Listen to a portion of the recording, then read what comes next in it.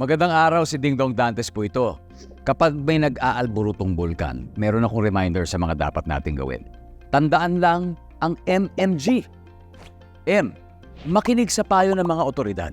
Huwag na magpapaniwala sa sabi-sabi, lalo na sa fake news. M. Mahinahon na lumikas. Bago umalis, isara muna natin ang mga pinto at bintana para hindi pasukin ng abo ang inyong bahay. G. Go bag. Make sure na may nakahandang emergency go bag na may lamang damit, gamot, pagkain, tubig, pera at face mask.